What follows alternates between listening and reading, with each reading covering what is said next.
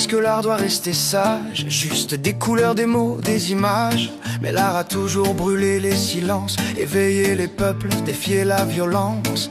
Quand Picasso peignait la guerre en cris, quand Hugo parlait pour ceux qu'on bannit, quand les chants montaient dans les nuits oppressées, c'était l'humanité qui refusait de plier. Car l'art dérange, traverse les murs, il éclaire ce que le pouvoir murmure. L'art agit sur l'imaginaire, sur les émotions collectives de la terre. Il change la perception du réel, ouvre les yeux, brise les chaînes mentales. Le pouvoir politique le sait toujours, c'est pour cela qu'il le contrôle autour. S'ils veulent le taire, le censurer, l'enfermer, c'est la preuve ultime de sa vérité. Aimé Césaire écrivait pour respirer, des mots contre les chaînes du passé. Nina Simone chantait la dignité, une voix plus forte que l'autorité. Bob Dylan portait le vent du changement, des refrains contre l'ordre dominant. Et dans chaque peuple, chaque génération, l'art devient mémoire et insurrection. Car l'art dérange, soulève les foules, il transforme la peur en force qui roule. L'art agit sur l'imaginaire, sur les émotions collectives de la terre. Il change la perception du réel, ouvre les yeux, brise les chaînes mentales. Le pouvoir politique le sait toujours, c'est pour cela qu'il le contrôle autour. S'ils veulent le taire, le censurer, l'enfermer, c'est la preuve ultime de sa vérité. Depuis les grottes jusqu'aux rues, depuis les tambours jusqu'aux voix nues, l'art est mémoire, l'art est feu, l'art rend les peuples dangereux pour ceux qui veulent gouverner les consciences. L'art agit sur l'imaginaire, sur les émotions collectives de la terre. Il change la perception du réel, réveille l'âme universelle.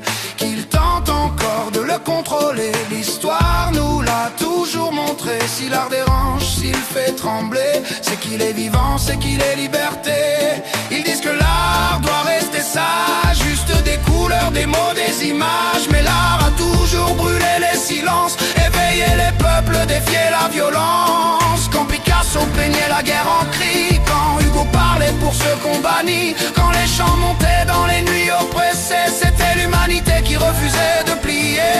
Car l'art dérange, traverse les murs, il éclaire ce que le pouvoir murmure. L'art agit sur l'imaginaire, sur les émotions collectives de la terre. Il change la perception du réel, ouvre les yeux, brise les chaînes mentales. Le pouvoir politique le sait toujours, c'est pour cela qu'il le contrôle autour. S'ils veulent le taire, le censurer, l'enfermer, c'est la preuve ultime de sa vérité. Aimé Césaire écrivait pour respirer, des mots contre les chaînes du passé. Nina Simone chantait la dignité, une voix plus forte que l'autorité. Bob Dylan portait le vent du changement, des refrains contre l'ordre dominant. Et dans chaque peuple, chaque génération, l'art devient mémoire et insurrection. Car l'art dérange, soulève les foules, il transforme la peur en force qui roule.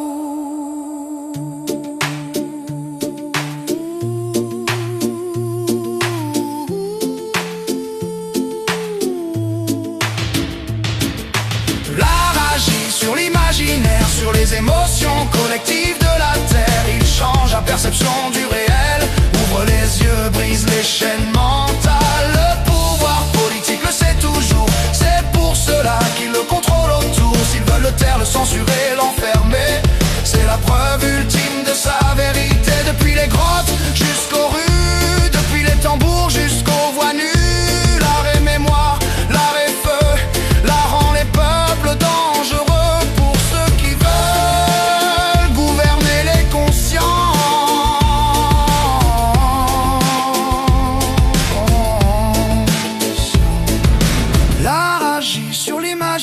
Sur les émotions collectives de la terre, il change la perception du réel, réveille l'âme universelle. Qu'il tente encore de le contrôler, l'histoire nous l'a toujours montré. Si l'art dérange, s'il fait trembler, c'est qu'il est vivant, c'est qu'il est liberté.